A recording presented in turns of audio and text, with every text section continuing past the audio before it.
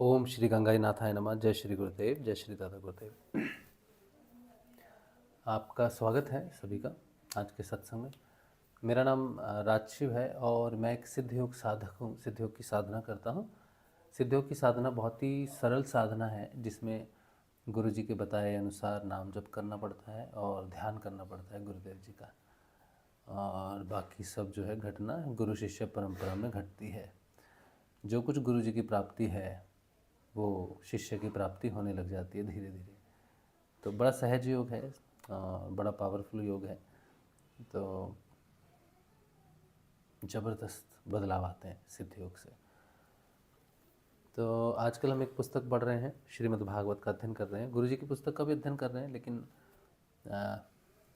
थोड़ा सा क्या है कि थोड़ा कोल्ड एंड कफ के कारण ज़्यादा अध्ययन नहीं कर पाते हैं।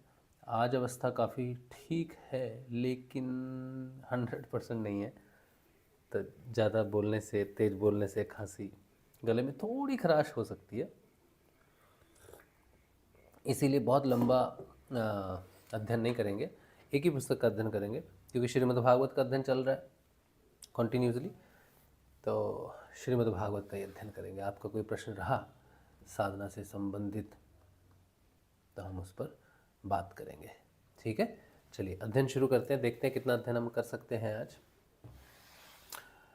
तो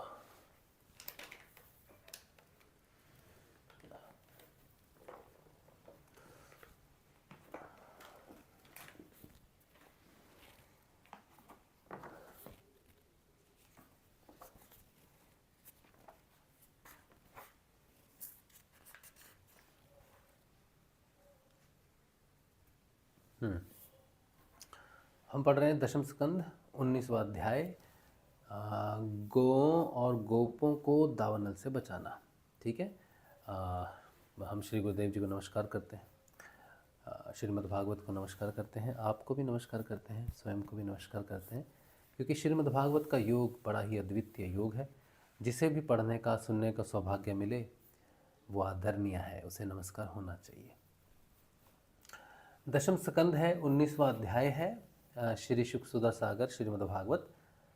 श्री सुखदेव जी कहते हैं, हे परीक्षित, उस समय जब ग्वाल बाल खेल कूद में लग गए तब उनकी गौएं बेरोक टोक चरती हुई बहुत दूर निकल गईं और हरी हरी घास के लोभ से एक गहन वन में घुस गई। उनकी बकरियां, गायें और भैंसें एक वन से दूसरे वन में होती हुई आगे बढ़ गईं तथा गर्मी के ताप से व्याकुल हो गई। वे बेसुध सी होकर अंत में डकराती हुई मुंजाटवी यानी कि सरकंडों के वन में घुस गई। जब श्री कृष्ण, बलराम आदि ग्वाल बालों ने देखा कि हमारे पशुओं का तो कहीं भाई पता ठिकाना ही नहीं है, तब उन्हें अपने खेल कूद पर बड़ा पछतावा हुआ और वे बहुत कुछ खोजबीन करने पर भी अपनी गौओं का पता न लगा सके। गौएं ही तो व्रजवासियों की जीविका का साधन थी। उनके ना मिलने से वे अचेत से हो रहे थे। अब वे गौओं के खुर और दांतों से कटी हुई घास आदि पृथ्वी पर बने हुए खुरों के चिन्हों से उनका पता लगाते हुए आगे बढ़े। अंत में उन्होंने देखा कि उनकी गौएं मुंजाटवी में रास्ता भूल कर डकरा रही हैं। उन्हें पाकर वे लौटाने की चेष्टा करने लगे। उस समय वे एकदम थक गए थे और उन्हें प्यास भी बड़े जोर से लगी हुई थी। इससे वे व्याकुल हो रहे थे। उनकी यह दशा देखकर भगवान श्री कृष्ण अपनी मेघ के समान गंभीर वाणी से नाम ले लेकर गौओं को पुकारने लगे। देखो कितनी सुंदर व्याख्या है भगवान के आवाज़ की, कि भगवान की आवाज़ कैसी थी, भगवान कैसे बात करते होंगे। तो यहाँ लिखा है, उनकी यह दशा देखकर भगवान श्री कृष्ण अपनी मेघ के समान गंभीर वाणी से। अब मेघ की कैसी होती है आवाज़? गड़ गड़ गड़ गड़ गड़ गड़ गड़ हाँ, गड़ गड़ गड़ गड़। कितनी मतलब भगवान की कहने का मतलब है, अभी देखो उनकी उम्र 6-7 साल की है यहाँ पर और उनकी आवाज़ है मेघ की तरह। अब बच्चों की आवाज़ तो पतली होती है, हैं? लेकिन यहाँ पर ऐसा नहीं लिखा। यहाँ पर लिखा है उनकी आवाज़ मेघ के समान है।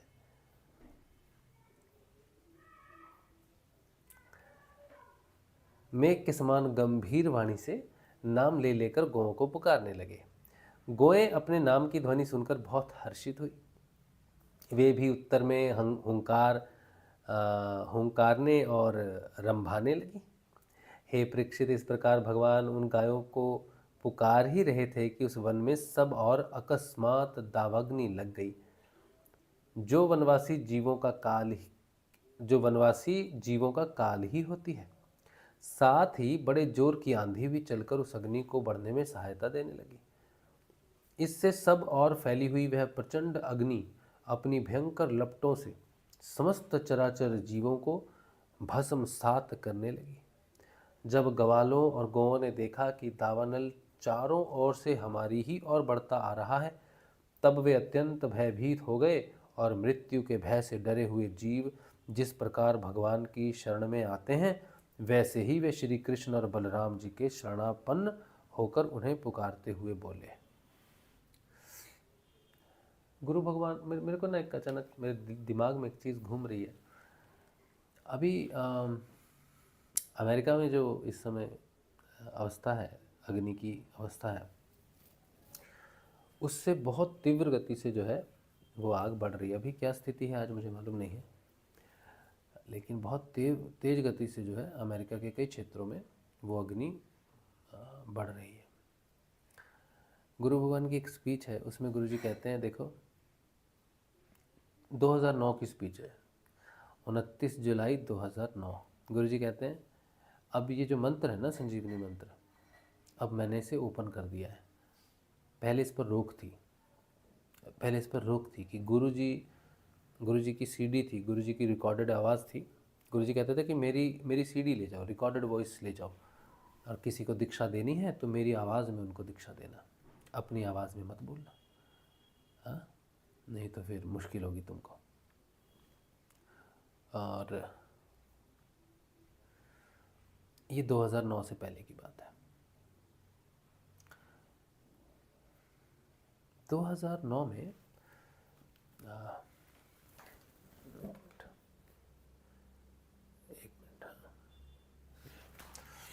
2009 में गुरुजी ने कहा, अब मैंने इसे ओपन कर दिया, आकाश में छोड़ दिया अपनी आवाज़ को, अब तुम्हें सीडी की ज़रूरत नहीं है।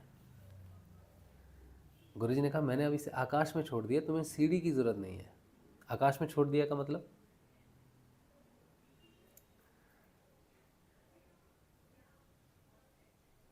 आकाश में छोड़ दिया का मतलब तत्व की बात करते हैं गुरुदेव। आकाश में छोड़ दिया मतलब, आकाश में छोड़ दिया है तत्व, जो आकाश तत्व है उसमें मैंने इसे छोड़ दिया। अब तुम बोलो, इस संसार में कोई मनुष्य अगर बोलेगा गुरु जी का संजीवनी मंत्र और दूसरे को बताएगा बोलकर, तो मनुष्य तभी बोल सकता है जब वो 5 तत्व उसमें हो, है कि नहीं? 5 तत्वों से तो बने, तो उनमें से एक आकाश तत्व हमारे अंदर है, पृथ्वी तत्व भी हमारे अंदर। गुरु जी को दोनों सिद्धियां भी है दोनों तत्वों की। तो आकाश तत्व इसलिए कहा कि शब्द जो है उसकी तन्मात्रा है। आकाश जो तत्व है उसकी तन्मात्रा शब्द है, तो शब्द स्वरूप में गुरु जी ने छोड़ा और कहा कि अब ये आकाश तत्व, आकाश में छोड़ दिया मैंने इसको। अब तुम बोलोगे ना, तुम मुझसे जुड़ जाओगे। ये मंत्र जब तुम बोलोगे, ये मंत्र बोलते ही तुम मुझसे जुड़ जाओगे, तब फिर तुम नहीं बोलोगे, फिर मैं बोलूँगा। और फिर गुरुजी ने कहा कि तुम सबको बता दो, बोल के बता दो, तुम बता दो, और विदेश में तुम्हारा कोई सगा संबंधी है ना, उसे लिख के भेज दो। तो गुरुजी जब कहते हैं ना, तो तुम बता दो, तुम लिख के दे दो, लिख के भेज दो विदेश में। तो हमको उस समय ये बड़ी बात अजीब लगती थी गुरु कि 2009 में है, हमने तो सुनी 2020 में ये बात। तो हमें लगता था गुरुजी 2009 में गुरुजी ने बोला, उस समय तो टेलीफोन होते थे, उस समय मोबाइल तो अच्छे खासे थे, बातें भी विदेश में होती थी, गुरुजी को मालूम है। लेकिन गुरुजी ने ये क्यों कहा लिख के दे दो, विदेशों में लिख के भेज दो? बड़ा अच्छा कम्युनिकेशन है, इंटरनेट है, टेलीफोन है, बहुत ही अच्छा कम्युनिकेशन है। विदेश में भेजना ही है तो अब तो टेलीफोन से होता है अब तो काम, तो लिख के भेजने की तो क्या ही ज़रूरत है। लेकिन जो अमेरिका में जो आग लगी है उससे जो जो जो नुकसान हो रहा है, या किसी भी देश में कोई प्रलय आती है या किसी प्रकार की कोई ऐसी अकस्मात घटना घटती है जिससे ये जो जैसे यूट्यूब है हमारा अभी चल रहा है तो हम बोल रहे हैं तो आप सुन रहे हैं, लेकिन कहीं से तो केंद्रित है ना यूट्यूब का, कहीं तो डाटा स्टोर है ना गूगल का। अमेरिका में ही है शायद, कनाडा वनाडा में हो गई है ना, अमेरिका में होगा कहीं, पता नहीं मुझे कहाँ है। तो ये जो आग है अब इसे रोक नहीं सक रहे कोई, कितने लोगों के घर जल गए, कितनी प्रॉपर्टी नष्ट होगी, तो वो तो कुछ कर नहीं सके, उसको भागना ही पड़ा सबको। तो इसी तरह की अकस्मात घटनाएं ऐसे सेंटर पर होती है जो कम्युनिकेशन, आज बड़े कम्युनिकेशन है, यूट्यूब है, गूगल है, ये सब है, सर्वर है, तो ये कम्युनिकेशन ठप हो सकता है कभी भी। तो हम सोचते हैं कि समय कैसा बदलेगा, कैसा होगा, कैसा नहीं होगा। गुरुजी ने उसकी तैयारी पहले से कर रखी है। सारे कम्युनिकेशन ठप हो जाए, मनुष्य बचा रहे, खाली मनुष्य बचा रहे, सब कुछ ठप हो जाने के बाद भी, तो गुरुजी कहते तुम बोलो सही, मैं बोलूँगा तुम में से। तो जब तक अंतिम मनुष्य है, गुरुजी का मिशन बना रहेगा, बना रहेगा, क्योंकि आकाश तत्व में छोड़ दिया, कभी नष्ट नहीं हो सकता। ज़बरदस्त चीज़ है बहुत। तो गौएं अपनी नाम की ध्वनि सुनकर बहुत हर्षित हुई, वे भी उत्तर में हुंकारने रंभाने लगी। परीक्षित, इस प्रकार भगवान उन गायों को पुकार ही रहे थे कि उस वन में सब और अकस्मात दावाग्नि लग गई, जो वनवासी जीवों का काल ही होती है। साथ ही बड़े जोर की आंधी भी चलकर उस अग्नि को बढ़ने में सहायता देने लगी। इससे सब और फैली हुई वह प्रचंड अग्नि अपनी भयंकर लपटों से समस्त चराचर जीवों को भस्मसात करने लगी।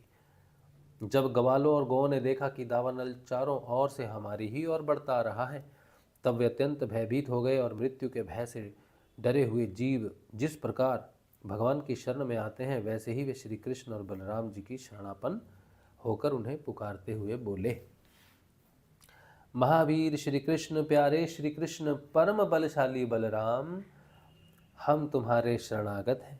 देखो, इस समय हम दावानल से जलना ही चाहते हैं, तुम दोनों हमें इससे बचाओ। इस समय हम दावानल से जलना ही चाहते हैं, तुम दोनों हमें इससे बचाओ। श्री कृष्ण, जिनके तुम ही भाई बंधु और सब कुछ हो, उन्हें तो किसी प्रकार का कष्ट नहीं होना चाहिए। सब धर्मों के ज्ञाता हे श्याम सुंदर, तुम ही हमारे एकमात्र रक्षक एवं स्वामी हो, हमें केवल तुम्हारा ही भरोसा है। श्री सुखदेव जी कहते हैं, अपने सखा ग्वाल बालों के ये दीनता से भरे वचन सुनकर भगवान श्री कृष्ण ने कहा, डरो मत, तुम अपनी आंखें बंद कर लो। भगवान की आज्ञा सुनकर उन ग्वाल बालों ने कहा, बहुत अच्छा, और अपनी आंखें बंद कर ली, मूंद ली। तब योगेश्वर भगवान श्री कृष्ण ने उस भयंकर आग को अपने मुंह से पी लिया। इसकी व्याख्या आती है, कहते हैं, पहली व्याख्या आती है, भगवान श्री कृष्ण भक्तों के द्वारा अर्पित प्रेम भक्ति सुधा रस का पान करते हैं। अग्नि के मन में उसी का स्वाद लेने की लालसा हो आई, इसलिए उसने स्वयं ही मुख में प्रवेश किया। दूसरा, विषाग्नि, मुंजाग्नि और दावाग्नि तीनों का पान करके भगवान ने अपनी त्रिताप नाश की शक्ति व्यक्त की। तीसरा, पहले रात्रि में अग्निपान किया था, दूसरी बार दिन में। भगवान अपने भक्तजनों का ताप हरने के लिए सदा तत्पर रहते हैं। चौथा, पहली बार सबके सामने और दूसरी बार सबकी आंखें बंद करा के श्री कृष्ण ने अग्निपान किया। इसका अभिप्राय यह है कि भगवान परोक्ष और अपरोक्ष दोनों ही प्रकार से भक्तजनों का हित करते हैं, और इस प्रकार उन्हें उस घोर संकट से छुड़ा लिया। इसके बाद जब ग्वाल बालों ने अपनी अपनी आंखें खोलकर देखा, तब अपने को भांडीर वट के पास पाया। इस प्रकार अपने आप को और गौओं को दावानल से बचा देख वे ग्वाल बाल बहुत ही विस्मित हुए। श्री कृष्ण की यह योग सिद्धि तथा योग माया के प्रभाव को एवं दावानल से अपनी रक्षा को देखकर उन्होंने यही समझा कि श्री कृष्ण कोई देवता है। हे परीक्षित, सायंकाल होने पर बलराम जी के साथ भगवान श्री कृष्ण ने गौएं लौटाई और बंशी बजाते हुए उनके पीछे पीछे ब्रज की यात्रा की। उस समय ग्वाल बाल उनकी स्तुति करते आ रहे थे। इधर व्रज में गोपियों को श्री कृष्ण के बिना एक एक क्षण 100-100 युग के समान हो रहा था। जब भगवान श्री कृष्ण लौटे तब उनका दर्शन करके वे परमानंद में मग्न हो गई। 20वां अध्याय है, शुरू करते हैं। वर्षा और शरद ऋतु का वर्णन। श्री सुखदेव जी कहते हैं, हे परीक्षित, ग्वाल बालों ने घर पहुंचकर अपनी माँ, बहन आदि स्त्रियों से श्री कृष्ण और बलराम ने जो कुछ अद्भुत कर्म किए थे, दावानल से उनको बचाने, प्रलंब को मारना इत्यादि सब का वर्णन किया। बड़े बड़े बूढ़े गोप और गोपियां भी राम की श्याम की अलौकिक लीलाएं सुनकर विस्मित हो गई। वे सब ऐसा मानने लगे कि श्री कृष्ण और बलराम के वेश में कोई बहुत बड़े देवता का व्रज में पधारे हैं। इसके बाद वर्षा ऋतु का शुभागमन हुआ। इस ऋतु में सभी प्रकार के प्राणियों की बढ़ती हो जाती है। उस समय सूर्य और चंद्रमा पर बार बार प्रकाशमय मंडल बैठने लगे। बादल, वायु, चमक, कड़क आदि से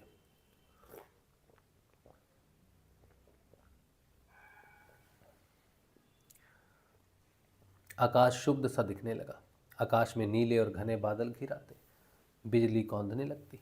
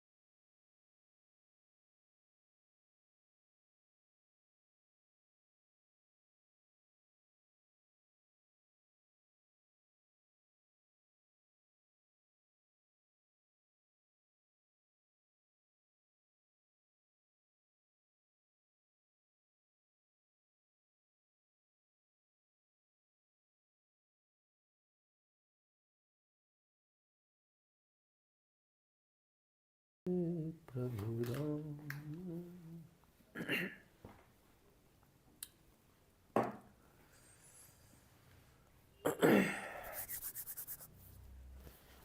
खांसी आ रही है, ठीक है काफ़ी हद तक। वैसे तो दवाई आज नहीं खाई थी।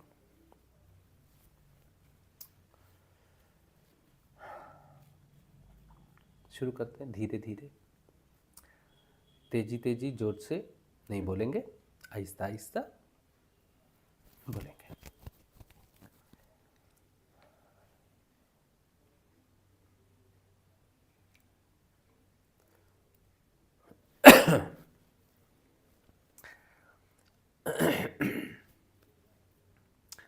आकाश में नीले और घने बादल घिराते, बिजली कौंधने लगती, बार बार गड़गड़ाहट सुनाई पड़ती। सूर्य, चंद्रमा और तारे ढके रहते।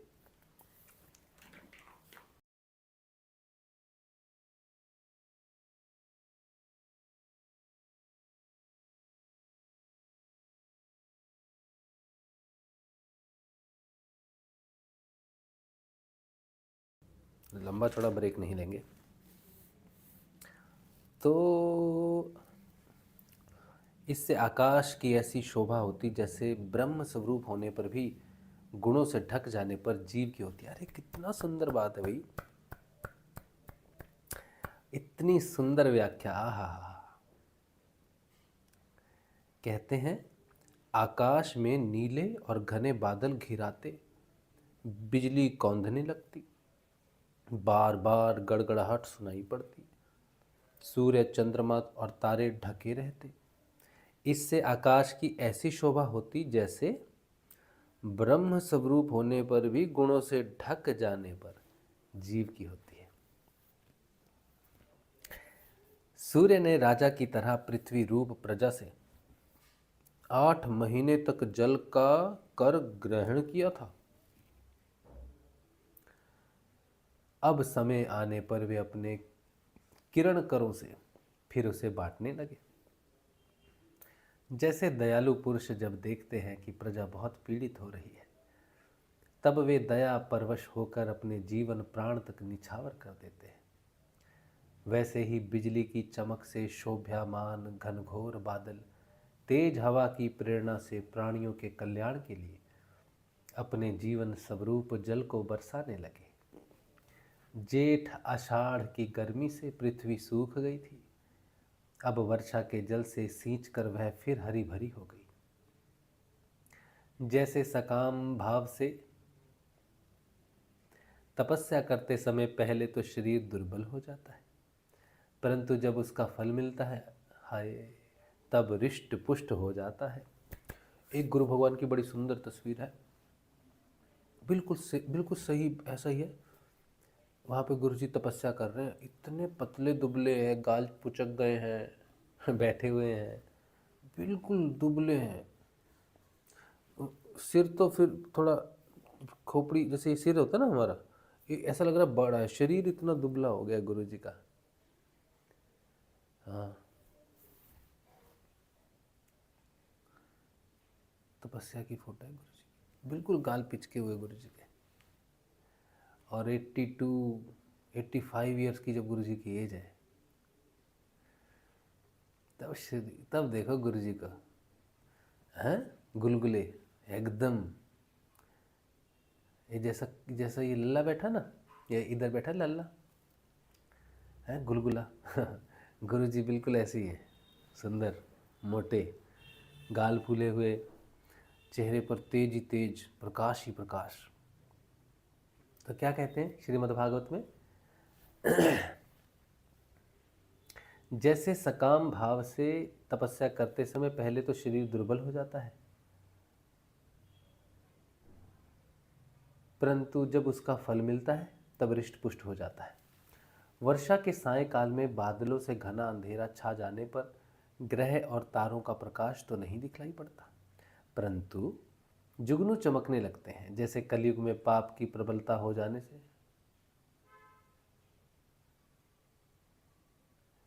पाखंड मतों का प्रचार हो जाता है और वैदिक संप्रदाय लुप्त हो जाते हैं। गुरु जी यही कहते हैं, हाँ, कि कलयुग इतना बढ़ गया है कि अभी तो चांद सितारों का युग है। चांद सितारों के धर्म है। जब सूर्य प्रकाशित होता है तो चांद सितारे कुछ रहता है क्या आकाश में, और रहते हुए भी उनका कोई प्रभाव नहीं होता। तो वैसे ही है, जो मेंढक पहले चुपचाप सो रहे थे, अब वे बादलों की गरज सुनकर टर टर करने लगे। जैसे नित्य नियम से निवृत्त होने पर गुरु के आदेशानुसार ब्रह्मचारी लोग वेद पाठ करने लगते हैं। छोटी छोटी नदियां जो जेठ आषाढ़ में बिल्कुल सूखने को आ गई थी, वे अब उमड़ उमड़ कर अपने घेरे से बाहर बहने लगी और अजीतेंद्रिय पुरुष के शरीर और धन संपत्तियों का कुमार्ग में उपयोग होने लगता है। आय हाय, सुनो फिर से। छोटी छोटी नदियां जो जेठ आषाढ़ में बिल्कुल सूखने को आ गई थी, हाँ, वे अब उमड़ उमड़ कर अपने घेरे से बाहर बहने लगी, जैसे अजीतेंद्रिय पुरुष के शरीर और धन संपत्तियों का कुमार्ग में उपयोग होने लगता है।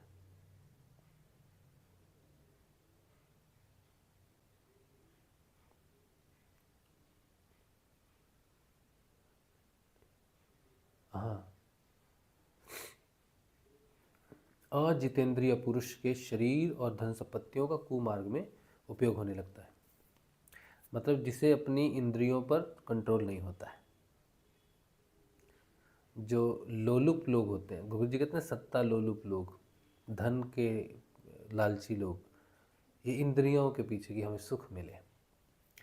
तो कहते हैं छोटी छोटी नदियाँ जो होती है जो बिल्कुल सूख जाती है, इतना पानी बरस गया है कि वो छोटी छोटी नदियाँ भर तो गई हैं बल्कि अपनी सीमा से बाहर उड़लने लग गई हैं।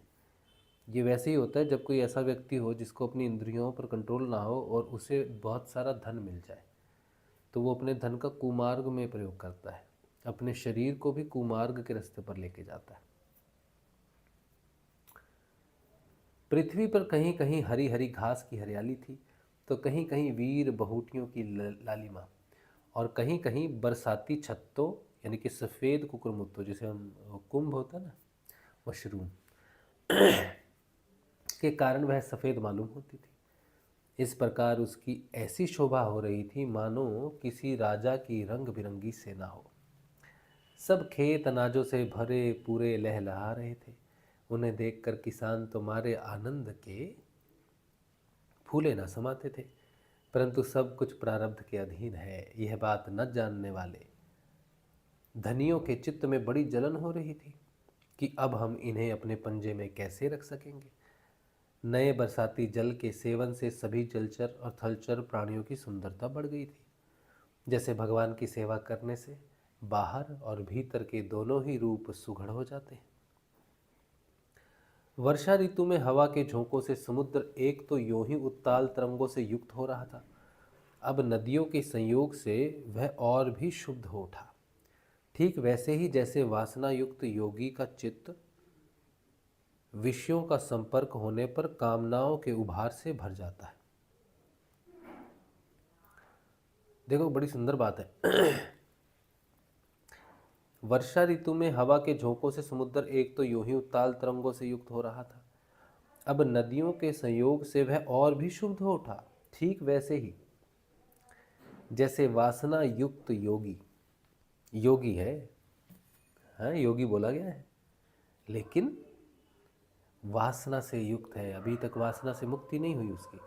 तो कौन होगा ऐसा योगी जिसमें अभी वासना बाकी है? हम भी वासना युक्त योगी हैं। हमें तो हमारी बात लिखी हुई है, वासना युक्त योगी। कई बार मेरे मुंह से निकल जाता है कि हम सिद्ध योग की साधना करते हैं, हम सिद्ध योगी हैं। फिर हम कहते हैं नहीं नहीं नहीं नहीं नहीं, नहीं हम सिद्ध योगी नहीं हैं।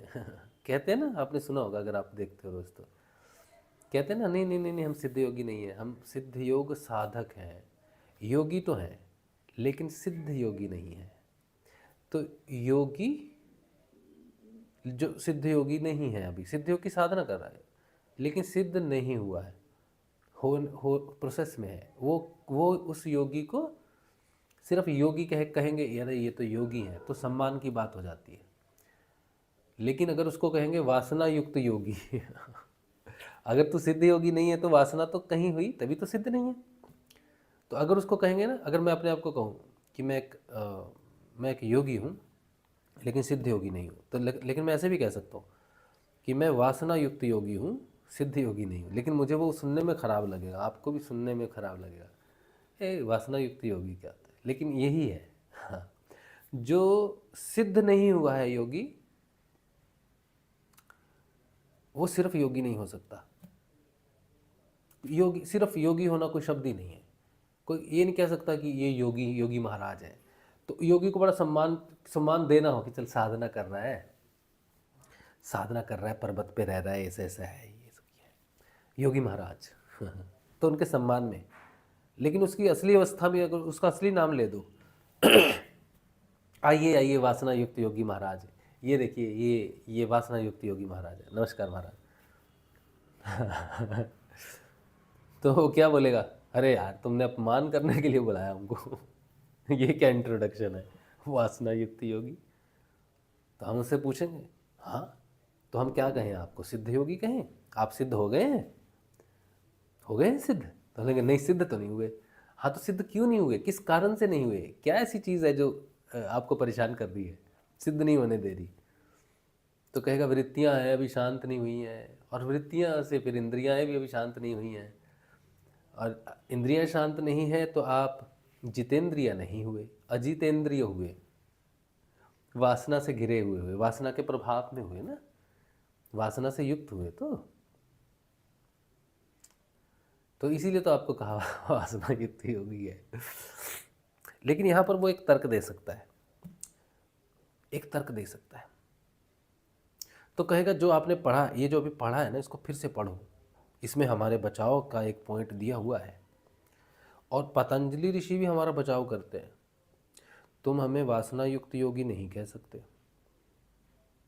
हाँ हम वासना युक्त हो जाते हैं, ये सही बात है, लेकिन हम सब समय वासना युक्त नहीं रहते, इसीलिए हमें वासना युक्त योगी कहकर पुकारना किसी भी समय उचित नहीं है। हाँ जिस समय हम वासना में लिप्त हों और तब हमें बुलाओ कि देखो वासना युक्त योगी आइए यहाँ पर, तब उचित है। लेकिन जिस समय हम योग में हैं, सिद्ध तो हुए नहीं हैं लेकिन योग में हैं, उस समय तुम हमें वासना युक्त योगी कह के नहीं पुकार सकते, तब तुम्हें हमें योगी कहकर ही बुलाना होगा। पतंजलि ऋषि इस बात में लिखते हैं, लिखते हैं पतंजलि अष्टांग योग के समाधिपाद के पहले 4 सूत्र पढ़ लो आप, उसी में आता है। पहला है अथ योग अनुशासनम, दूसरा है चित्त वृत्ति निरोध योग, ठीक है। तीसरा और चौथा जो है वो दो अवस्थाओं को प्रकट करता है। अरे एक तो जब वो योग में है, यहाँ पर है, बैठा है, उसका योग हो रहा है, तब वो योगी है। लेकिन जैसे ही ध्यान से बाहर आया, इंद्रियातीत ध्यान से बाहर आया, तो वापस कहाँ पर आएगा, जहाँ पर उसकी अभी संसारिक चेतना जितनी परिष्कृत हो गई है, जहाँ तक हो गई है वहाँ पर आ गया। अब वहाँ पर आ गया, वो हृदय के पास में आ गया, तो यहाँ पर है उसकी स्थिति। हाँ तो ये स्थिति बदलती रहेगी उसकी, धीरे धीरे अप अप अप अप होती रहेगी। थोड़ी देर के लिए यहाँ पर रहता है वो, तब वो जितेंद्रिय है, तब वो योगी है। फिर वो योग में बार बार जाते जाते बार बार योग में जा रहा है ना, तो नीचे की चीज़ें परिष्कृत हो रही हैं, होते होते होते होते होते होते उसकी ये एक पोजीशन, योग पोजीशन, ये जब वो योग में नहीं है, फिर धीरे धीरे ये पोजीशन बदलती रहेगी। एक दिन आके दोनों का योग हो जाएगा, दोनों स्थिति का योग हो जाएगा। अब जब वो योग में है तब भी यहाँ है, और जब वो दुनिया के व्यवहार में है तब भी यहाँ पर है। अब वो अद्वैती हो गया, अब वो सिद्ध हो गया।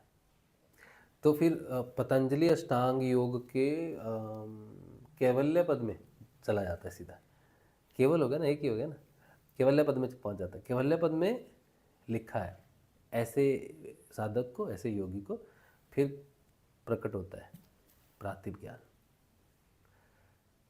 वो हर समय ध्यान में है, जगा हुआ है, ध्यान में है, लेकिन फिर वो जानता है क्या घटना घट रही है, फिर उसे सिद्धियाँ होती हैं। ऐसा व्यक्ति योगी, सिद्ध योगी कहलाने लायक है। तो ये भी सही है कि हम वासना युक्त योगी हैं, लेकिन ये भी सही है कि हर समय वासना युक्त नहीं है। हाँ 24 घंटे में 24 घंटे में सोचो कि हमारा 5 मिनट के लिए ध्यान लग गया, तो उस 5 मिनट में हम वासना युक्त नहीं हैं, योगी हैं। इसीलिए कोई मनुष्य वासना युक्त योगी के नाम से बुला नहीं सकता, अधिकार नहीं बनता। वासना युक्त योगी है, लेकिन उसे वासना युक्त योगी बुलाने का अधिकार नहीं बनता, क्योंकि मालूम नहीं है कि वो इस समय किस अवस्था में है। वो जो योगी स्वयं है वो कह सकता है कि इस समय मैं वासना में हूँ, या इस समय मैं योग में नहीं हूँ। वो देख सकता है कि मैं इसमें गिरा पड़ा हूँ, लेकिन हम आपको अपना अनुभव बताते हैं कि जो योगी है ना, जिसका ध्यान लगता है, वो जब वासनाओं से ग्रसित होता है तब भी वो नाम ही जपता है। जैसे मैं, जब मेरे पे कोई वासना हावी होती है, वासना एक तरह की नहीं होती, ठीक है, बहुत तरह की वासनाएं होती हैं। ईर्ष्या है, और भी चीज़ें हैं, बहुत सारी चीज़ें, अज्ञानता है, बहुत चीज़ें। लेकिन जब हमें अपनी किसी भी वासना का ज्ञान होता है, और क्रोध है,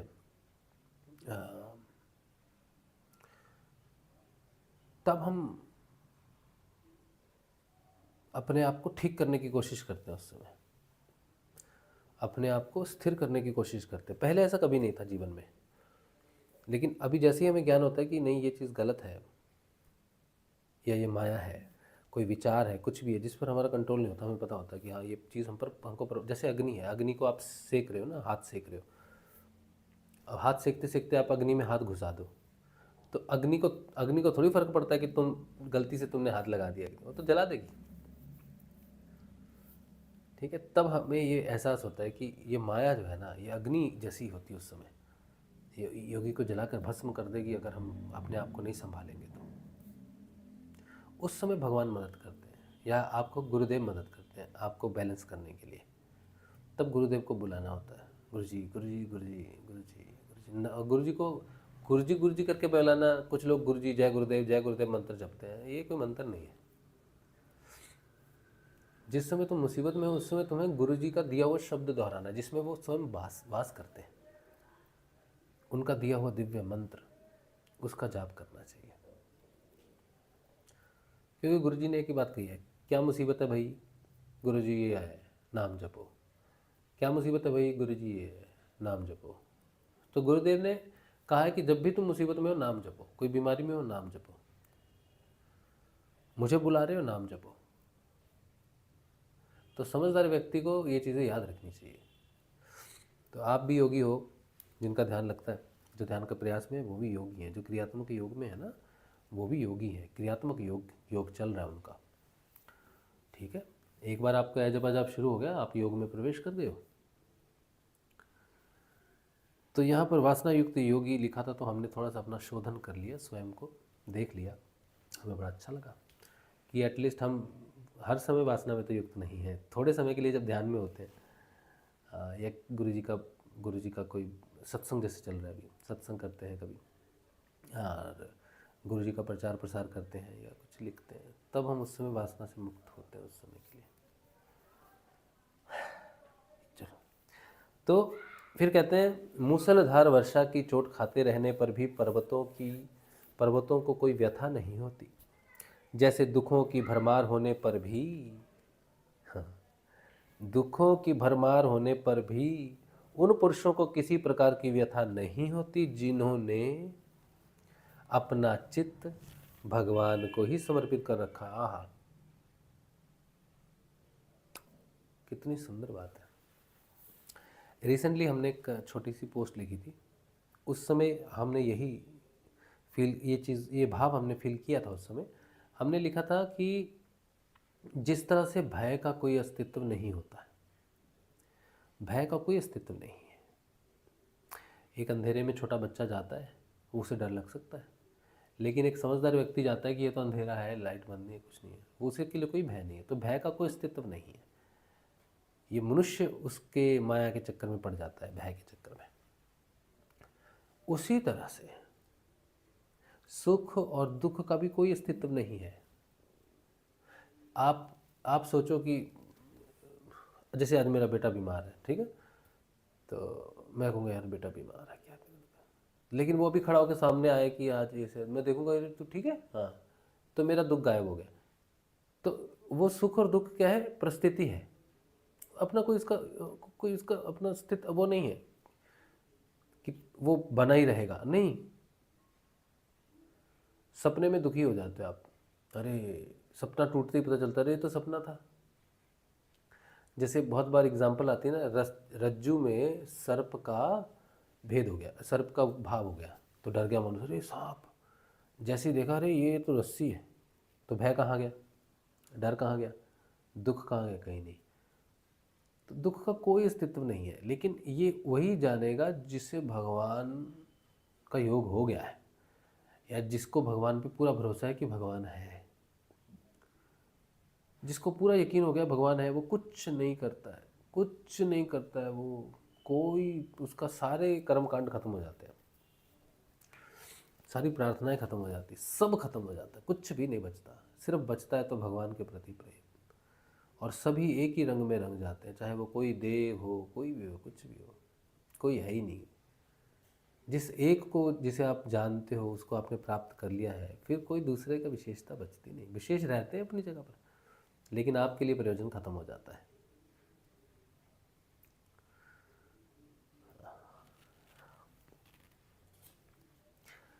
जो मार्ग कभी साफ नहीं किए जाते थे वे घास से ढक गए और उनको पहचानना कठिन हो गया। जैसे जब द्विजाति वेदों का अभ्यास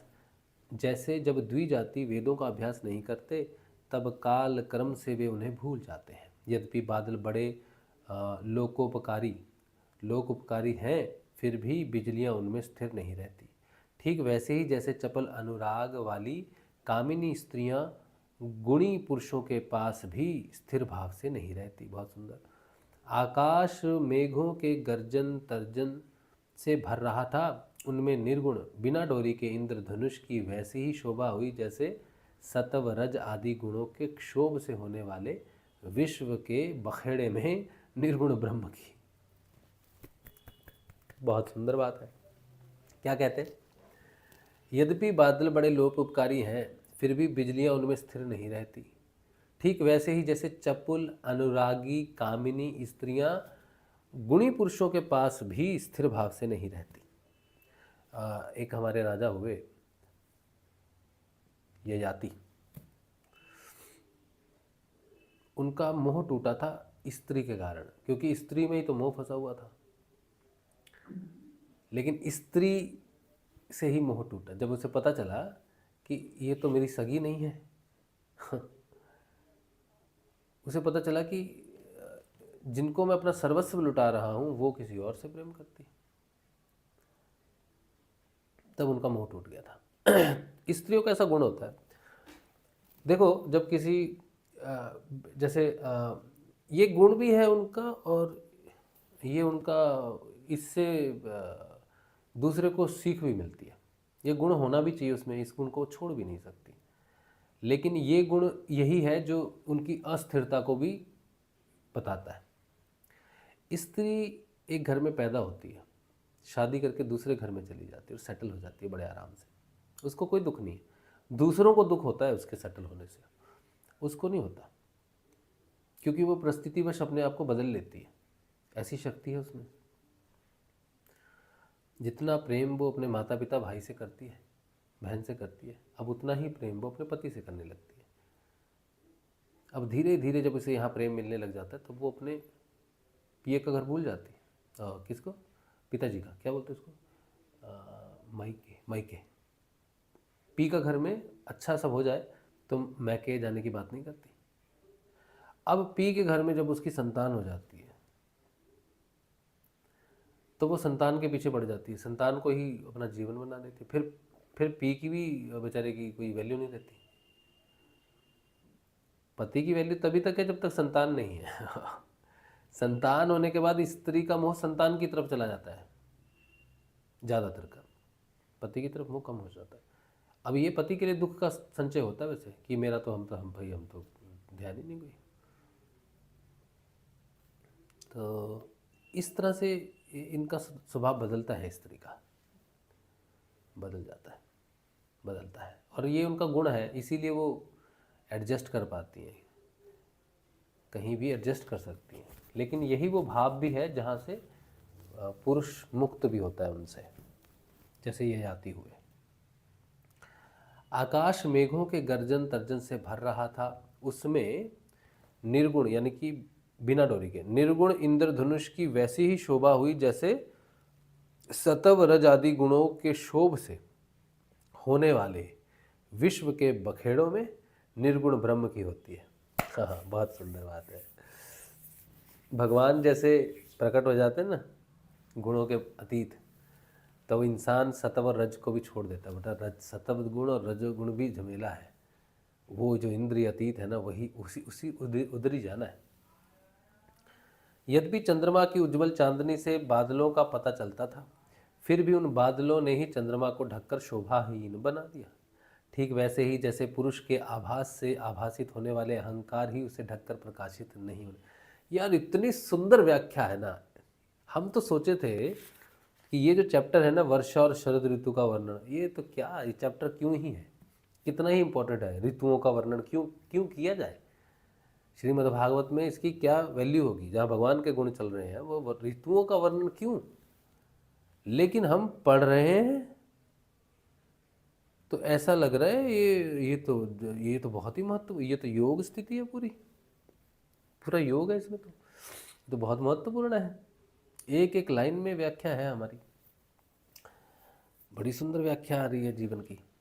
यद्यपि चंद्रमा की उज्जवल चांदनी से बादलों को पता चलता था, फिर भी उन बादलों ने ही चंद्रमा को ढककर शोभाहीन बना दिया था।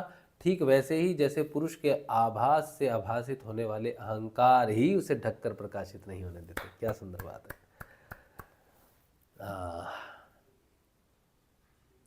बादलों के शुभ आगमन में मोरों का रोम रोम खिल रहा था। वे अपनी कुहुक और नृत्य के द्वारा आनंद उत्सव बना रहे थे। ठीक वैसे ही देखो, ठीक वैसे ही एग्जाम्पल बड़ी सुंदर दे रहे हैं, व्याख्या इतनी सुंदर कर रहे हैं ना, बहुत सुंदर। ठीक वैसे ही जैसे गृहस्थी के जंजाल में फंसे हुए लोग जो अधिकतर तीनों तापों से जलते और घबराते रहते हैं, भगवान के भक्तों के शुभागमन से आनंद गमन हो जाते हैं। जो वृक्ष जेड़ अषाढ़ में सूख गए थे, वे अब अपनी जड़ों से जल पीकर पत्ते फूल तथा डालियों से खूब सज धज गए। जैसे सकाम भाव से तपस्या करने वाले पहले तो दुर्बल हो जाते हैं, परंतु कामना पूरी होने पर मोटे तगड़े हो जाते हैं। कुछ लोग जो सत्संग सुनते हैं ना, नियमित सत्संग सुनते हैं ना, तो जैसे ये 8 साढ़े 8 बजते हैं ना, थोड़े व्याकुल हो जाते हैं। तो वो मुझे मैसेज भी करते हैं, भाई कब शुरू होगा सत्संग, हम इंतज़ार करते हैं सत्संग का, है ना। तो ऐसा ही है। हाँ, सारा दिन काम काज करके आदमी थक जाता है, शाम को सत्संग सुनेंगे, देखें आज क्या बकवास होगी राजशिव की। राजशिव की तो बकवास है, बाकी सत्संग नहीं बकवास, सत्संग का मेन पार्ट ठीक है।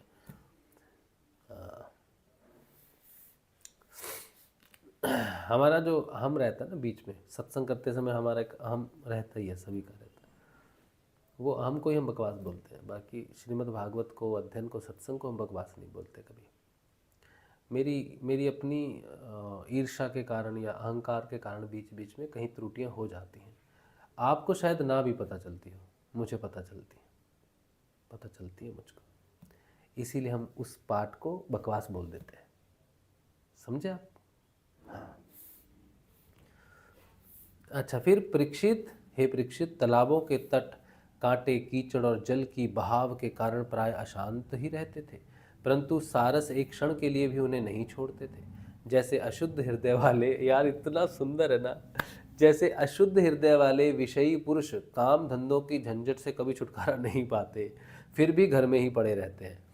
वर्षा ऋतु में इंद्र की प्रेरणा से मूसलाधार वर्षा होती है। इससे नदियों के बांध और खेतों में मेड़े टूट जाती हैं। जैसे कलयुग में पाखंडियों के तरह तरह के मिथ्या मतवादों से वैदिक मार्ग की मर्यादा ढीली पड़ जाती है। वायु की प्रेरणा से घने बादल प्राणियों के लिए अमृत में जल की वर्षा करने लगते हैं। जैसे ब्राह्मणों की प्रेरणा से धनी लोग समय समय पर दान के द्वारा प्रजा की अभिलाषाएं पूर्ण करते रहते हैं। वर्षा ऋतु में वृंदावन इसी प्रकार शोभायमान और पके हुए खजूर तथा जामुन से भरा रहा था। उसी वन में विहार करने के लिए श्याम और बलराम ने ग्वाल बाल और गौओं के साथ प्रवेश किया। गौएं अपने थनों के भारी भार के कारण बहुत ही धीरे धीरे चल रही थी। जब भगवान श्री कृष्ण उनका नाम लेकर पुकारते, तब वे प्रेम परवश होकर जल्दी जल्दी दौड़ने लगती। उस समय उनके थनों से दूध की धारा गिरती जाती थी। भगवान ने देखा कि बनवासी भील और भीलनियाँ आनंद मग्न है, वृक्षों की पंक्तियाँ मधुधारा उड़ेल रही हैं, पर्वतों से झरझर करते हुए झरने झर रहे हैं। उनकी आवाज़ बड़ी सुरीली जान पड़ती है और साथ ही वर्षा होने पर छिपने के लिए बहुत सी गुफाएं भी हैं। जब वर्षा होने लगती, तब श्री कृष्ण कभी किसी वृक्ष की गोद में या खोडर में जा छिपते, कभी कभी किसी गुफा में ही जा बैठते और कभी कंद मूल फल खाकर ग्वाल बालों के साथ खेलते रहते। कभी जल के पास ही किसी चट्टान पर बैठ जाते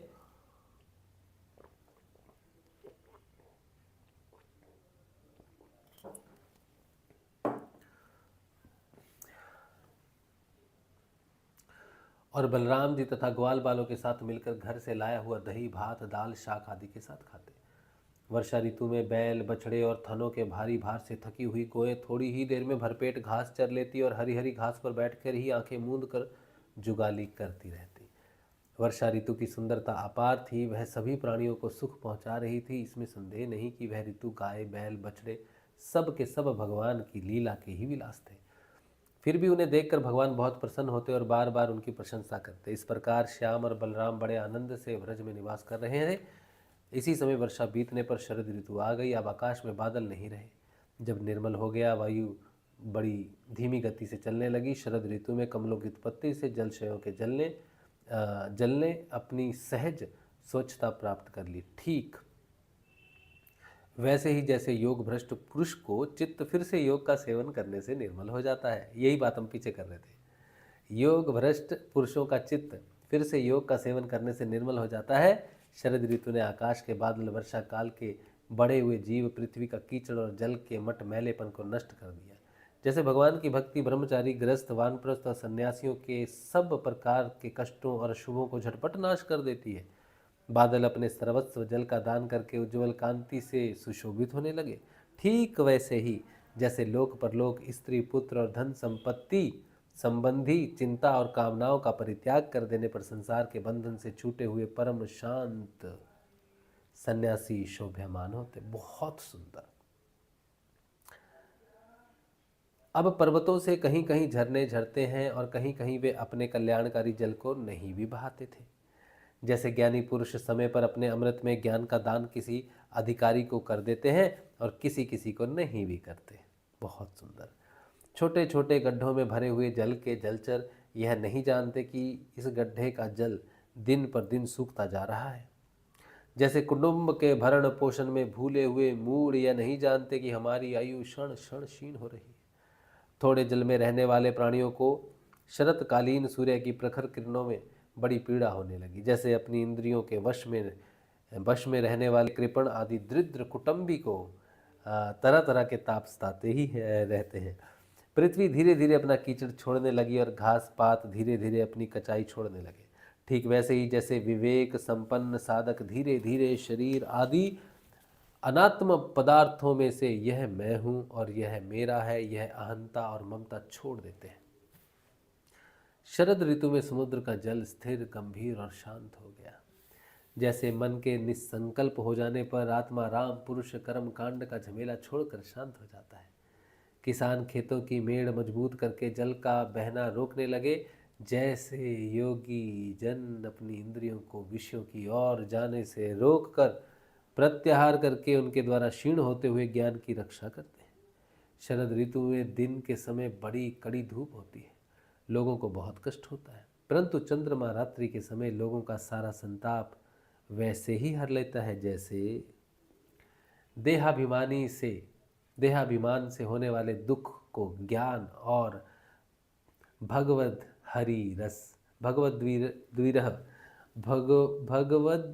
विरह से होने वाले गोपियों के दुख को श्री कृष्ण नष्ट कर देते हैं। जैसे देहाभिमान से होने वाले दुख को ज्ञान और भगवत विरह से होने वाले जैसे देहाभिमान से होने वाले दुख को ज्ञान, जैसे देहाभिमान से होने वाले दुख को ज्ञान और भगवत विरह से होने वाले गोपियों के दुख को श्री कृष्ण नष्ट कर देते हैं, वैसे जैसे वेदों के अर्थ को स्पष्ट रूप से जानने वाला सत्व गुणी चित्त अत्यंत शोभ्यमान होता है, वैसे ही शरद ऋतु में रात के समय मेघों से रहित निर्मल आकाश तारों की ज्योति से जगमगाने लगता है। इतना सुंदर क्यों है? बहुत सुंदर है। इतना अच्छा लिखा है, इतना सुंदर लिखा है कि क्या कहें, कैसा लिखा है। जैसे वेदों के अर्थ को स्पष्ट रूप से स्पष्ट रूप से जानने वाला सत्व गुणी चित्त अत्यंत शोभ्यमान होता है, वैसे ही शरद ऋतु में रात के समय मेघों से रहित निर्मल आकाश तारों की ज्योति से जगमगाने लगा। देखा कभी आप छत पर चढ़ के तारे तारे पूरे आकाश में तारे तारे फैले हुए, कितना सुंदर लगता है। हे परीक्षित, जैसे पृथ्वी तल में यदुवंशियों के बीच यदुपति भगवान श्री कृष्ण की शोभा होती है, वैसे ही आकाश में तारों के बीच पूर्ण चंद्रमा सुशोभित होने लगा। फूलों से लदे हुए वृक्ष और लताओं में होकर बड़ी ही सुंदर वायु बहती, वह न अधिक ठंडी होती और न अधिक गर्म होती। उस वायु के स्पर्श से सब लोगों की जलन तो मिट जाती, परंतु गोपियों की जलन और भी बढ़ जाती, क्योंकि उनका चित्त उनके हाथ में कहाँ है, नहीं है। श्री कृष्ण ने उसे चुरा लिया है। शरद ऋतु में गोएं, हरणियाँ, चिड़ियाँ और नारियाँ ऋतुमती संतान उत्पत्ति की कामना से युक्त हो गईं तथा सांड, हरिण, पक्षी और पुरुष उनका अनुसरण करने लगे। ठीक वैसे ही जैसे समर्थ पुरुष के द्वारा की हुई क्रियाओं का अनुसरण करके फल करते हैं। हे परीक्षित, जैसे राजा के शुभागमन से डाकू चोरों के सिवा और सब लोग निर्भय हो जाते हैं, वैसे ही सूर्योदय के कारण कुमुदिनी, कुई या कोई के अतिरिक्त और सभी प्रकार के कमल खिल जाते हैं। मतलब सूर्योदय में कुमुदिनी के फल नहीं खिलते, वो रात को खिलते होंगे। उस समय बड़े बड़े शहरों और गांवों में नवान्न प्राशन और इंद्र संबंधी उत्सव होने लगे।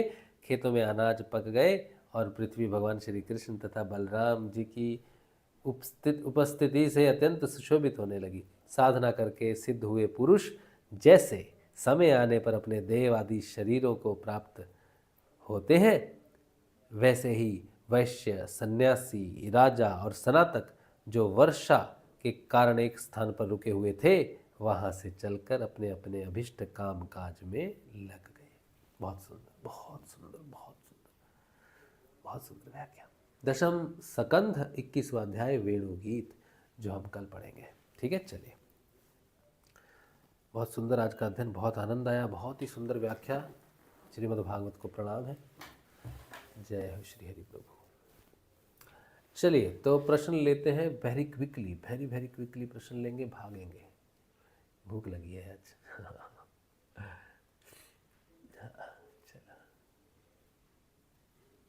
रीना जी कह रही है, मैरी क्यूरी और पेरी क्यूरी के बारे में क्या कहेंगे आप? बहुत बहादुर बच्चियां हैं। बहुत बहादुर बच्चियां हैं, Marie Curie and Pierre Curie, बहुत बहादुर बच्चियां हैं।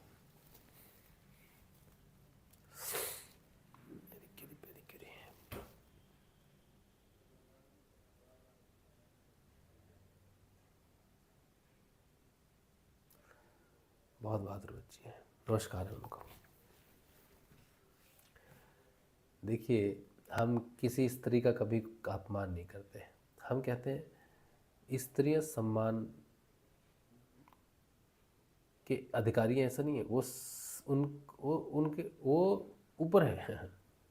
हम उन्हें क्या सम्मान देंगे? किसी को भी क्या सम्मान कोई दे सकता है? सम्मान मनुष्य अपने, चाहे वो स्त्री हो पुरुष हो, सम्मान अपने लिए तैयार करता है, कमाता है। सम्मान कमाया जाता है, रिस्पेक्ट कमाई जाती है। स्त्री पुरुष होने से बस मैं इतना मानता हूँ कि स्त्री की क्षमताएं ज़्यादा है पुरुष से, क्योंकि स्त्री का ब्रेन जो है ना, वो उसमें ज़्यादा कॉम्बिनेशंस है। पुरुष के पास ज़्यादा कॉम्बिनेशन नहीं है, सोचने समझने की शक्ति ज़्यादा नहीं है। पुरुष के पास शारीरिक बल ज़्यादा है, स्त्री के पास शारीरिक बल नहीं, कम है। शारीरिक बल है उसका अलग तरह से, लेकिन देखा जाए तो शारीरिक बल जो है पुरुष के पास है, और मानसिक बल जो है वो स्त्री के पास है। स्त्री के पास है, मानसिक बल है उसके पास। लेकिन अगर वो चंचल हो जाए, स्त्री अपने मन को ना संभाल सके, तो फिर वो उसकी मानसिक क्षमताओं का दुरुपयोग किया जा सकता है। स्त्रियां इतनी ज़्यादा काल्पनिक हो सकती हैं कि वो कुछ भी कल्पना कर सकती हैं। क्रिएटिविटी इतनी ज़्यादा है, अगर वो प्रैक्टिकल नहीं है अपनी सोच से। जब मैं हाथ देखता था ना, हस्तरेखा वगैरह विज्ञान सीख रहा था उस समय, तब हमने कुछ लाइनें देखी जिनको नाम दिया जाता, जैसे लाइफ लाइन, हाँ, हेडलाइन, हार्ट लाइन। तो हमने उनको बदल दिया। हमने कहा ये जो लाइन है जिसे लाइफ लाइन कहते हैं, लाइफ लाइन नहीं होनी चाहिए, इसका नाम होना चाहिए ऊर्जा रेखा। लाइफ लाइन नहीं होनी चाहिए, लाइफ लाइन कहना ठीक नहीं है। ऊर्जा रेखा, प्राण संचार, प्राणमय शरीर उसका जो है, अभी मैं वैसे बोल रहा हूँ, लेकिन उस समय हम उसे बोलते थे ऊर्जा रेखा है, ऊर्जा रेखा है। और आज हम एक भविष्यवाणी करते हैं। वैसे हमको ये सब करना अच्छा नहीं लगता है, लेकिन हम भविष्यवाणी भविष्यवाणी नहीं है, लेकिन हम एक संकेत देते हैं।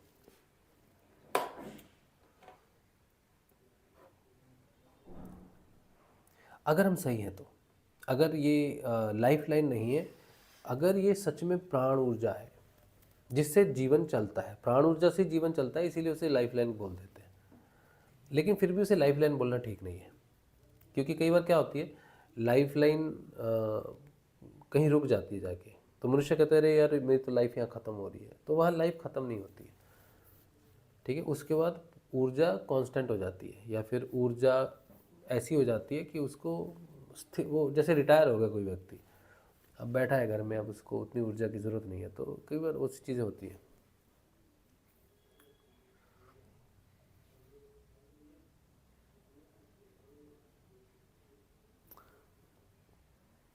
आने वाले कुछ समय में अगर वो सही है तो आप अगर सत्संग से बने रहोगे ना, आने वाले 4-5 साल बने रहे अगर सत्संग के साथ लगातार देखते रहे, तो हम आपको प्राण जगत के ऐसे रहस्य बताएंगे, प्राण जगत के ज़बरदस्त रहस्य बताएंगे, जो आज तक संभवतः कभी खुले भी होंगे, लिखे भी गए होंगे, तो वो लुप्त हो गए हैं। प्राण जगत के हम आपको रहस्य बताएंगे, और इतनी ज़बरदस्त हम आपको प्राण ऊर्जा की विस्तृत जानकारी देंगे। हमारे जीवन में सबसे ज़्यादा अगर हम किसी चीज़ पर बात करेंगे भविष्य में, तो वो होगी प्राण ऊर्जा।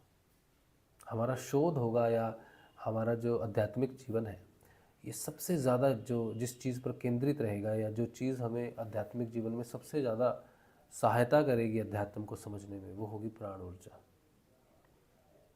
क्या है प्राण ऊर्जा, कैसे जाती है, कैसे आती है, कैसे विकसित होती है, कैसे खंडित होती है, कैसे उसका सृजन होता है, कैसे वो चक्रों का संचालन करती है, कैसे नाड़ियों में, खून में, रक्त में प्रवाह, पूरा मनुष्य, पूरा संसार, जो पूरा प्राण में जगत, प्राण से जो सचारू है, ये प्राण की बहुत बड़ी चाबी हम लेके आएंगे आपके लिए। ऐसा हम आज बोल रहे हैं इसलिए क्योंकि हम हस्तरेखा के हिसाब से मैंने जो देखा है वो है। तो उसमें क्या है कि आने वाले अगर अब देखो, ईश्वर की इच्छा है, जीवन मृत्यु सब कुछ ईश्वर की इच्छा से है, ठीक है, हम ये नहीं कहते कि ये होगा ही होगा, लेकिन अगर उसकी इच्छा रही, और मैंने सही पढ़ा है, थोड़ा बहुत पढ़ा है, पारमिस्ट्री ज़्यादा नहीं पढ़ी है, तो भविष्य में हमारे पास एक ऊर्जा का बहुत बड़ा स्रोत आएगा। हमारे पास एक हमारा ऐसा स्रोत आएगा हमारे पास, जो अनलिमिटेड ऊर्जा सप्लाई करेगा। हम उस ऊर्जा के साथ संबंध स्थापित करेंगे। अनलिमिटेड ऊर्जा का स्रोत है, हमारे हमारे हमारे प्राण के साथ जुड़ेगा वो।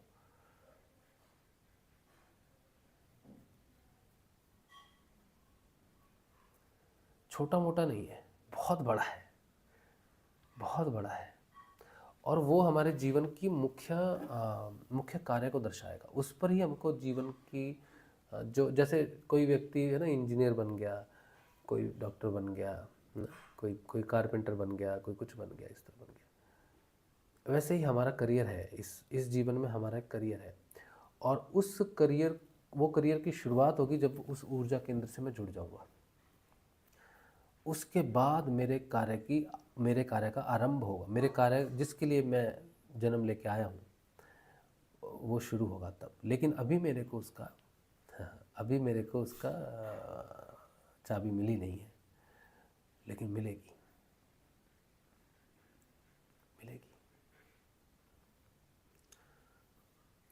ज़बरदस्त है, होना चाहिए। मुझे पता नहीं कैसा है, लेकिन ज़बरदस्त होने वाला है। अब ऐसा लग रहा है क्योंकि हाथ की रेखाएं बदलती रहती हैं, कब भगवान उसमें से पिन मार के हवा निकाल दें तो हमें मालूम नहीं है। इसीलिए कुछ भी भविष्य में सब कुछ प्रकृति के हाथ में रहता है, भगवान के हाथ में रहता है, गुरु जी के हाथ में रहता है। लेकिन हम ये बोल रहे हैं किसी आध्यात्मिक, जैसे अध्यात्म में मैं बात करता हूँ ना, ज्ञान की कोई बात आ गई, ये अध्यात्म जो अभी मैंने बोला है ये अध्यात्म से संबंधित नहीं है कि मैंने देखा है भविष्य या मैंने अपने आप को देखा है या मैं अपने आप को देख रहा हूँ। नहीं नहीं, कुछ भी नहीं। अध्यात्म अध्यात्म के आधार पर मुझे कुछ भी नहीं मालूम कल क्या है परसों क्या है। पाम मिस्ट्री के आधार पर बोल रहा हूँ। अगर मैंने हस्तरेखा सही सीखी है 6, 8, 10 महीने जो भी मैंने सीखा है, उस समय नहीं था वो सिस्टम, ये अभी बाद में बना है। तो मुझे लेकिन याद है कि क्या है, क्या होना चाहिए। अगर मेरी व्याख्या उस समय सही थी कि ये प्राण ऊर्जा है और प्राण ऊर्जा को कैसे क्या होता है वो, अगर मैंने सही सीखा है तो आप टिके रहना, 4-5 साल में हो जाना चाहिए। अगर 4-5 साल नहीं तो विद इन 10 ईयर्स, अगर हम जीवित रहते हैं या फिर हम आगे चलते हैं या जैसे भी होता है, जैसे भी गुरु जी ने जो लिखा है। तो 10 वर्ष तक अगर बने रहे तो मुझे लगता है कि वो 10 वर्षों में वो स्थिति आनी चाहिए। हाँ, आनी तो चाहिए, पता नहीं फिर। अच्छा, मैं बात कर रहा था कि इस जो जो हमारी हेडलाइन होती है ना, वो हेडलाइन में एक संकेत होता है कि हम कितने ख्याली पुलाव या कितने हम क्रिएटिव हैं, सोचने की शक्ति हमारी कितनी ज़्यादा है, या फिर कितना हम फैक्ट देख के अपने जीवन को जीते। जैसे पीपल, कुछ लोग होते हैं बहुत प्रैक्टिकल होते हैं, तो उनके पास प्लानिंग या फिर सपने देखने का समय नहीं होता। लेकिन कुछ लोग होते हैं जिनके पास सपने ही देखने का समय होता है, प्लानिंग कुछ नहीं होती। ठीक है, तो स्त्री के पास जो हेडलाइन है ना, वो उसमें बहुत ताकत होती है। अगर वो झुक जाए, सही माउंट पर मून की तरफ चली जाए, तो स्त्री क्या नहीं कर सकती, अपनी सोच से दुनिया बदल सकती है। लेकिन बड़ा रेयर है वो। और कभी स्त्री प्रैक्टिकल हो जाए तो सफलता की ऐसी ऊंचाई पकड़ लेगी जो पुरुष कभी पकड़ नहीं सकता। तो हम स्त्रियों को मानते हैं कि उनके पास बहुत बड़ी क्षमता है और वो बदल सकती हैं दुनिया को। ठीक है, चलिए। मैरी क्यूरी और पेरी क्यूरी, मैंने दो बच्चियों की कहानी पढ़ी थी, वो है मैरी क्यूरी। एक मैंने और भी पढ़े थे, साइंटिस्ट थे दो, उनका नाम क्या था मुझे मालूम नहीं है। मैरी क्यूरी, पेरी क्यूरी थी शायद, वो हस्बैंड वाइफ थे शायद, और मुझे याद नहीं है एग्जैक्टली।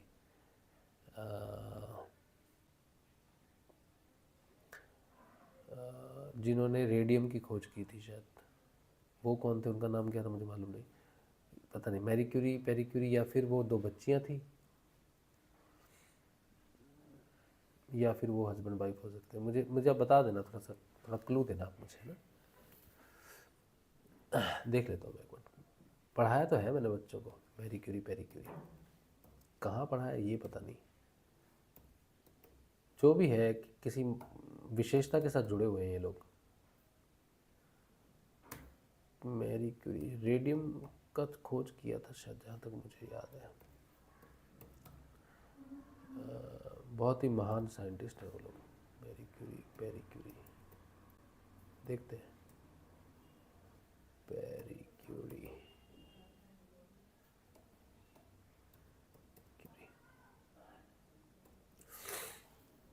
इस तरह वह सब 1911 में मैरी क्यूरी को रसायन विज्ञान में दूसरा नोबेल, हाँ, उन्हें यह पुरस्कार रेडियम और पोलोनियम की खोज और रेडियो धर्मिता को समझ में आगे बढ़ाने के लिए मिला। हाँ, मैं वो लड़कियां सोचा था क्योंकि लड़कियों की बात चल रही है।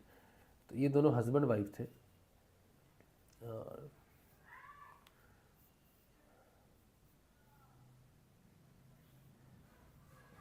रेडियम के बारे में उन्होंने खोज की थी। फिर रेडियम ने तो पूरा, फिर उनको ये भी मिला था कि आप इसे बेच दो, आप इसको अमीर बन जाओ। लेकिन वो एक बहुत ही प्रतिभाशाली, बहुत ही ऐसे वैज्ञानिक थे जो दुनिया की मदद करना चाहते थे। बहुत अच्छा, पढ़ेंगे फिर से, देखते हैं। साधक को योग कब प्राप्त होता है? आत्म जागृति पर योग प्राप्त होता है। नाम जाप से ही सब कुछ होता है। नाम जाप करो, खुद गुरुजी योग कर देंगे। हाँ, नाम जप करना चाहिए। ये कितने लोगों को योग प्राप्त हुआ है राज शिव जी के अलावा? योग तो सभी को प्राप्त हुआ होगा। हो सकता है कि हमें जो काम दिया गया है गुरु जी की तरफ से, उसको थोड़ा सा विस्तृत करने के लिए हमें शायद वो सहायता प्राप्त हो रही है। योग तो हुआ होगा काफ़ियों को, मुझे लगता है। और गुरुदेव से प्रे करो बस। बिल्कुल ठीक है, आप तो करते ही हैं, वो तो करते ही हैं, ठीक है। और कोई रास्ता नहीं है? गुरुजी ने बोला था नाम जप करो, नाम जप करोगे तो ध्यान रोड पर चलते हुए हो जाएगा, बस ट्रस्ट यूर। हाँ, हो जाता है। हमारा एक बार ध्यान लग गया था, हम बस में आ रहे थे तो मेरा ध्यान लगने लग गया।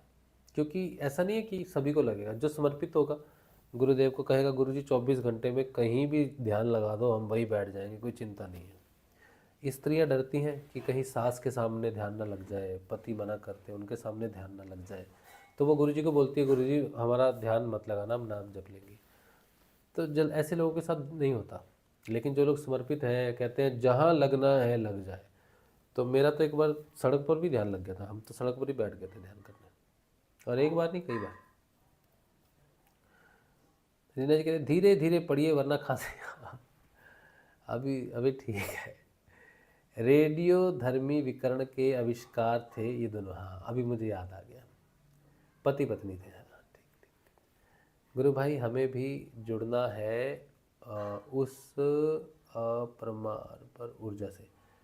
वो तो आपके अंदर ही है, जिस ऊर्जा की मैंने बात की है ना, वो हम सबके अंदर है। प्राण, प्राण ऊर्जा से हम जीवित है ना। लेकिन एक प्राण ऊर्जा है सहस्रार की, उसके साथ जब संपर्क आ जाएगा तो प्राण जगत में, प्राण जगत का अगर आप हमें मिल जाता है ना, अगर हम महाप्राण से जुड़ जाते हैं तो बहुत ज़बरदस्त घटना होगी। मुझे मालूम नहीं है क्या होगा क्या नहीं होगा, लेकिन ऐसा संकेत है। पामिस्ट्री के आधार पर अगर हम अपने हाथ को देखें तो एक संकेत है। अब पता नहीं वो संकेत फलित होगा कि नहीं होगा, पता नहीं, होना तो चाहिए।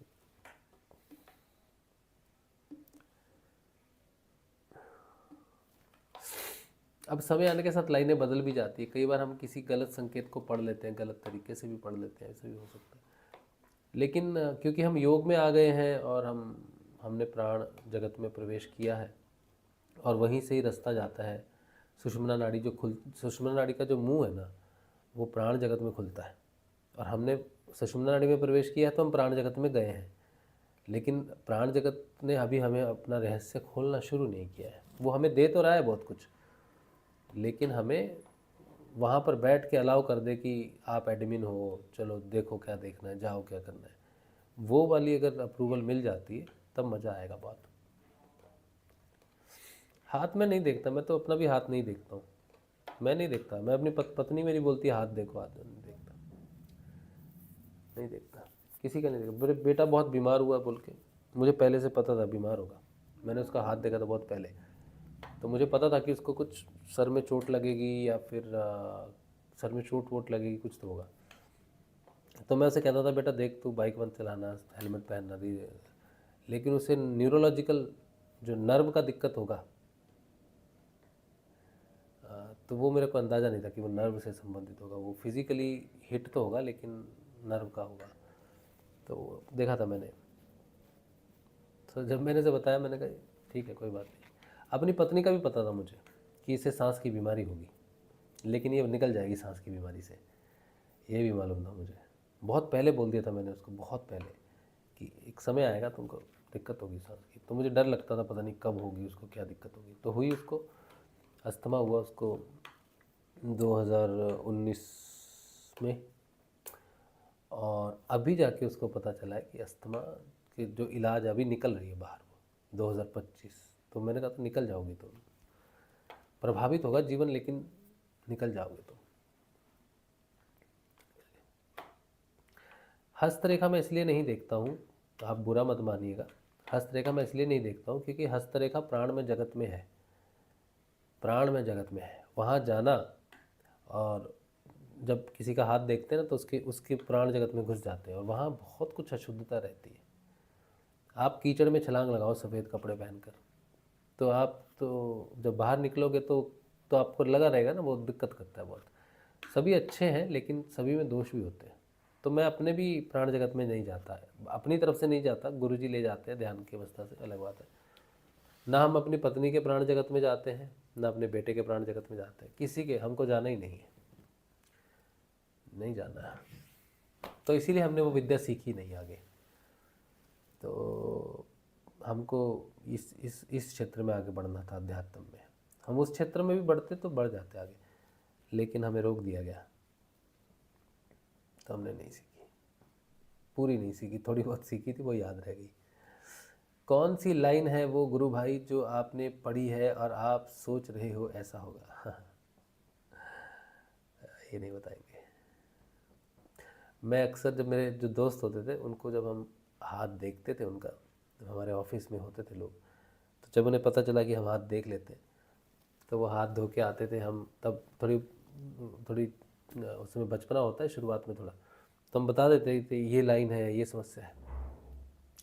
तो वो कहते थे हम बाथरूम में बैठ के भी देखते रहते कि ये लाइन कब जाएगी वो कब आएगी। ऐसा एक बार, एक और बात बता रहा हूँ, एक बार एक व्यक्ति, वो भी मेरे ऑफिस में थे, तो मेरे पास आए हाथ दिखाने के लिए। तो हमने देखा कि बड़ा भयंकर एक्सीडेंट होने वाला है उसका। तो हमने उसको बोला कि आप ना थोड़ा अपनी सुरक्षा रखना, रोड पर जाओगे गाड़ी चलाओगे ना तो सर, मतलब कोई बहुत भयंकर एक्सीडेंट है क्या? मैंने कहा हाँ, ऐसा संभावनाएं हैं लेकिन ज़रूरी नहीं होगा। तो हम बताना नहीं चाहते थे उनको कि फैटल एक्सीडेंट है, फैटल मतलब मर सकते हो, ऐसा ज़बरदस्त है। तो उसने मुझे कहा कितनी बार है? एक बार ना दो बार? मैंने कहा एक ही बार। बोला हो चुका, फैटल एक्सीडेंट हुआ। बोला कार एक्सीडेंट शायद हुआ उसका, बच लेकिन बच गया। बोला तुमने जो देखा ठीक ही देखा, पर हमको टाइम लाइन नहीं पता कि वो घटना कब घटेगी। मतलब पता है आसपास होती है वो घटना, लेकिन एग्जैक्टली कब होगी ये मालूम नहीं है हमें। वो 3-4 साल के बीच में रहती है वो घटना, एग्जैक्ट टाइम मुझे उतना मैंने पढ़ा नहीं, उतनी देर मुझको मिला नहीं पढ़ने के लिए, लेकिन होगा कि नहीं होगा ऐसा पता चल जाता है। फिर हमने एकदम ही छोड़ दिया, अब तो हम बिल्कुल नहीं देखते, बिल्कुल। पहले तो गलती से देख लेते थे, अब तो बिल्कुल नहीं देखते। इसीलिए आप किसी प्रकार का कोई निवेदन मत करना, क्योंकि हम वापस उस विद्या को नहीं पढ़ना चाहते, क्योंकि हम किसी का भविष्य नहीं जानना चाहते, ना ही किसी का भूत का। उससे भूत भविष्य पता चलता था, लेकिन हम किसी का ना भूतकाल जानना चाहते, ना भविष्य, अपना भी नहीं जानना चाहते। हमें अपने भी भविष्य और भूतकाल में कोई इंटरेस्ट नहीं है, इसीलिए आप निवेदन मत करना। एस्ट्रल ट्रैवल करना आप उस समय प्राण ऊर्जा के साथ, हाँ वो तो ऑब्वियस है, वो तो ऑब्वियस है। तो ऐसा लग रहा है हमको कि हम प्राण क्षेत्र में थोड़ा रिसर्च करेंगे जीवन में, ऐसा हमको लग रहा है, लेकिन ज़रूरी नहीं है, ज़रूरी नहीं है, गलत हो सकता है। हमने हस्तरेखा, हस्त विज्ञान बहुत डिटेल में नहीं पढ़ा है, बस छू कर लौट आए उसको। तो ज़रूरी नहीं, हो सकता ऐसे ही रहे, साधारण व्यक्ति हैं, साधारण ही रहेंगे। लेकिन अगर कभी मैंने रहस्य जाने प्राण में जगत के, तो मैं आपको ज़रूर बताऊंगा। मैं इतना कह रहा हूँ कि मैंने अगर जीवन में कुछ भी जाना, कुछ भी ऐसा जाना जो बहुत ज़बरदस्त है, मैं वो सत्संग में ज़रूर बताऊंगा। तो जो सत्संग में अगर आप जुड़े रहोगे, तो अभी देखो मैं इतनी बात कर रहा हूँ, लेकिन हेडिंग क्या है? गोपाल लीला। तो कोई देखेगा ये तो कोई बात नहीं, लेकिन बीच में उसके बहुत सारा कुछ छिपा के रखते हैं हम। मैं कभी ज़्यादा हेडिंग देता नहीं कि ये डिस्कशन है, पहले बीच बीच में देना शुरू किया, अभी मैंने वो हेडिंग नहीं देता कभी भी। ये पूरे सत्संग के बीच में छुपा के रखते हैं, जो सत्संग देखेगा उसे बीच में बहुत इन बिटवीन द लाइन साधना के विषय में पता चलेगा, लेकिन हेडिंग्स में नहीं देता मैं ज़्यादा। तो हम सत्संग अगर आप देखोगे तो आपको मैं ज़रूर बताऊंगा जब मैं प्रवेश करूंगा उसमें। तो नहीं, आत्मज्ञान से ऊपर नहीं है कुछ भी। आत्मज्ञान आत्मज्ञान ब्रह्म विद्या भी आत्मज्ञान से नीचे है। ये ब्रह्म विद्या में आ सकता है, ये जो नॉलेज है प्राण शक्ति की, लेकिन आत्मज्ञान तो सर्वोपरि है।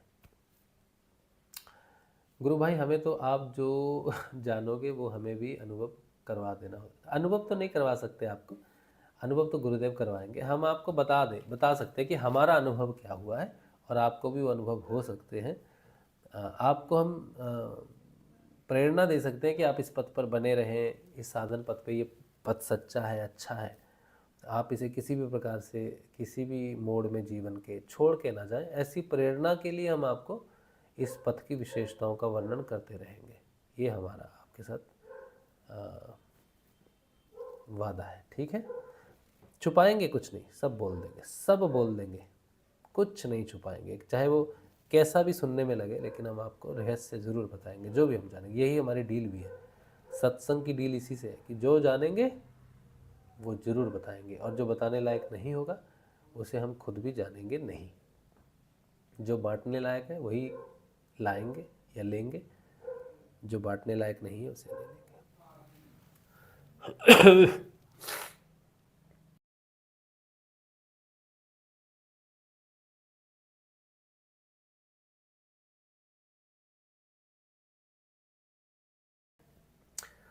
चलिए, आज का सत्संग यहीं रखते हैं, श्री गुरुदेव के श्री चरणों में, और कल मिलेंगे हम लोग, कल के ध्यान में और कल के सत्संग में। जो आत्मज्ञानी है क्या वो कुछ भी कर सकता है? नहीं नहीं नहीं नहीं। जो आत्मज्ञानी है उसकी समस्या ये है कि उसने कुछ भी नहीं करना है, उसने पत्थर होके बैठ जाना है। उसका कोई फायदा नहीं है संसार को। वो किसी से कुछ, वो बस जग के किसी काम का नहीं है आत्मज्ञानी। जग के काम का वही है जो ब्रह्म विद्या तक है। आत्मज्ञानी किसी काम का, आत्मज्ञानी तो ओवरऑल संसार के भले के लिए बैठा है। उसकी चेतना, उसका प्रकाश, उसका सत्य, उसकी चेतना ही संसार का भला करती है, लेकिन वो इंडिविजुअल किसी के काम का नहीं है। चलिए, तो हाँ, गुरु जैसे हो गए, गुरु काम का हो सकता है, गुरु काम के हैं, वो भी आत्मज्ञानी होते हैं। तो गुरु काम के हैं, गुरु को छोड़कर बाकी कोई बैठ गया है धुनी लगा के, तो फिर किस काम का। चलिए, आज का सत्संग श्री गुरुदेव के श्री चरणों में, कल मिलेंगे। जय श्री गुरुदेव।